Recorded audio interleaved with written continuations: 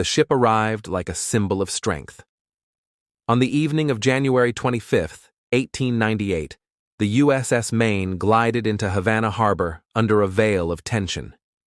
Cuba was burning with rebellion against Spanish rule. Riots had broken out. Foreign interests were nervous.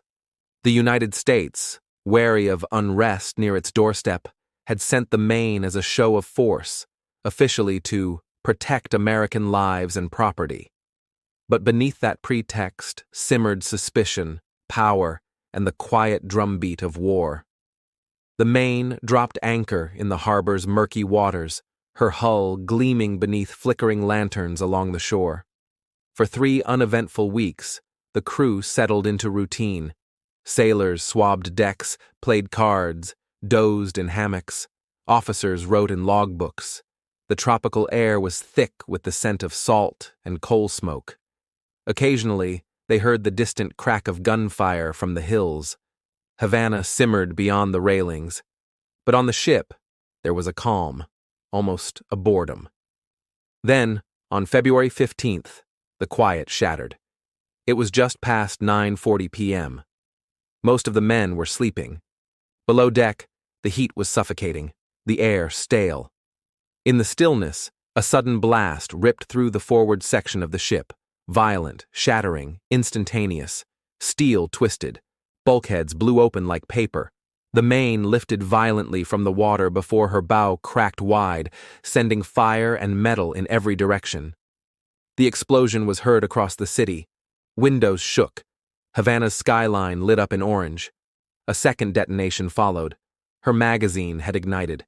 Inside, the ship became a furnace. In an instant, the quiet vessel was a tomb. Men were flung from their hammocks, many crushed by collapsing decks or burned alive in the inferno below. Others, blown overboard, hit the water hard, shrapnel in their limbs, oil in their lungs. Blood smeared the railings. Shouts rang out, then silence. Out of 354 men aboard, 266 never made it out. Fishing boats and Spanish rescue skiffs rushed through the smoke. Survivors were pulled from the water, many barely conscious, some weeping, some screaming for shipmates who would never answer. The harbor, once calm, was now lit with the glow of twisted wreckage. On the seawall, Havana's citizens stood motionless. A steel warship had just died in their bay. By dawn, only the stern of the Maine remained above water, blackened, broken, listing. In the United States, the reaction was immediate and explosive. Newspapers ran banner headlines. The warship Maine split in two by enemy's infernal machine. The press didn't ask if the Spanish were to blame. They demanded revenge. Public outrage surged. The phrase, "Remember the Maine, to hell with Spain," echoed in rallies and editorials. Grief turned to fury, and within 2 months, the United States declared war. But beneath the patriotic cries, a darker uncertainty festered. A naval inquiry concluded the cause was a submerged mine, likely placed beneath the hull. The explosion, they said, came from outside. No one accused Spain outright, but the suggestion was enough. Yet even then, some questioned the findings. Spanish officials denied any involvement, pointing to their cooperation during rescue efforts. Skeptics highlighted the unstable design of the Maine, especially its coal bunkers, which were located directly next to the ammunition magazines. A smoldering coal fire could have triggered a catastrophic detonation from inside.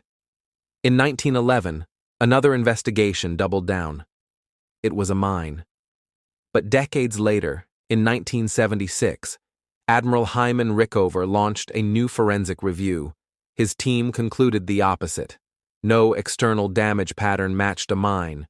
All signs pointed to an internal fire, likely accidental. If that's true, the war began over a tragic misunderstanding. Still, the fallout reshaped the world. The Spanish-American War lasted less than a year, but its consequences echoed for decades. Spain's colonial empire collapsed. The United States seized control of the Philippines, Puerto Rico, and Guam. A new American century had begun. And the Maine? Her rusting hull remained in Havana Harbor until 1912, when she was ceremonially raised and towed out to sea. With flags at half-mast and cannons firing salutes, the ship was scuttled in deep water, her final resting place far from the shore where she died. Today, the cause of the explosion remains unresolved. But her loss remains a haunting turning point, an eerie reminder of how a single blast can shift the course of empires. In the waters of Havana, where lanterns once reflected off her bow, only silence remains. Thank you for listening to the Sunken Ledger. Subscribe for more true stories from the depths.